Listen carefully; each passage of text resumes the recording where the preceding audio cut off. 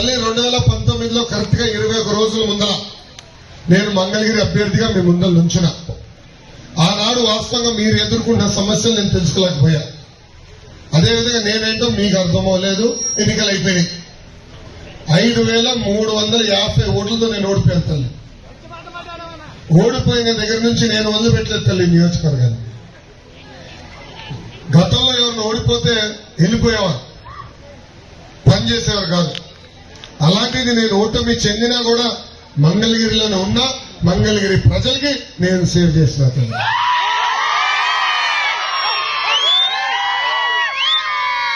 ఈ రోజు ఈ సభాముఖంగా కరకట కమల్ హాసన్ గారికి సూటిగా ప్రశ్న వస్తుంది. కరకట కమల్ హాసన్ తెలీదా? అరే మీకు తెలియలేదా? ఇక్కడే చెప్పండి. అరే నువ్వు ఆగమ్మా, పెద్దమ్మకి తెలియదంట చెప్పని. అమ్మా బాలబాబు గారు తెలుసు కదా, పవన్ అన్నా తెలుసు కదా, వాళ్ళిద్దరు కదా అద్భుత నటుడు ఉన్నాడు. అతని పేరు కరకట్ట కమల్ హాసన్. మన నియోజకవర్గ శాసనసభ్యుడు ఆల రామకృష్ణారెడ్డి గారు.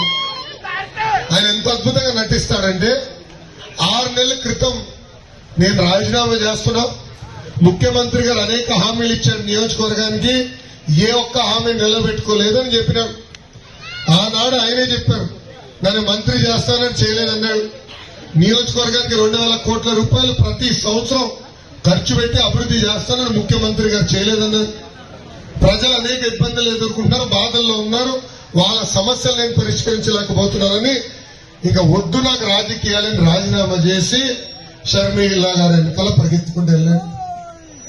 తర్వాత 2 నెలలు ఏమైందో నాకు తెలియదు, ఏం మాటలు కుదిరినాయో నాకు తెలియదు. మళ్ళీ సడన్ గా ముఖ్యమంత్రి గారి ఇంటి ముందర కంప్లీట్ చేయడం కరకట్ట కమల్ హాసన్. పక్కన కట్ చేస్తే సీను ముఖ్యమంత్రి గారు కండ వేస్తున్నారు. ఇంత అద్భుతంగా నటుడు. ఇలా ఎన్నో నటులు చేస్తాడు. రేపు వస్తాడు మళ్ళీ క్యారేజ్ పట్టుకుని పొలంలోకి వస్తాడు. మళ్ళీ అదేదో క్యారేజ్ నుంచినట్టు ఒక యాక్టింగ్, మళ్ళీ ఇంకొక యాక్టింగ్, ఇటు అద్భుతమైన నటన మొదలు పెడతాం. తల్లి నటన నాకు తెలుస్తాను. ముందున్నట్టుగా చెప్తా, చేయగలిగితే చేస్తానంట, చేయలేకపోతే క్షమించండి నేను చేయలేనండి చెప్తా.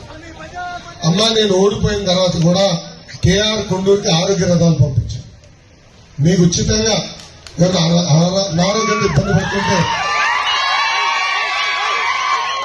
ఊర్లో ఎవరైనా అనారోగ్యంతో ఇబ్బంది పడుతుంటే వాళ్ళకి ఉచితంగా మందు బిల్లు మనం అందించాం. నిరుపేద కుటుంబాన్ని ఆదుకునే దానికి, స్వయం ఉపాధి కల్పించడానికి ట్రైనింగ్ ఇచ్చి కుట్టు మెషిన్ కూడా అందజేశాం. నిరుపేద కుటుంబానికి తోపుడు బండ్లు అందజేశాం. నాకు తెలిసినంత వరకు దాదాపు 70 కుటుంబాన్ని ప్రతిపక్షంలో ఉంటూ ఆరోగ్య రథం కాకుండా ఆదుకుంటాం జరుగుతుంది. అదే గాని మీరు నన్ను ఆశీర్వదించి దీవించి భారీ మెజార్టీతో శాసనసభ పంపిస్తే నియోజకవర్గం రూపురేఖలు మార్చే బాధ్యత నేను తీసుకుంటాను.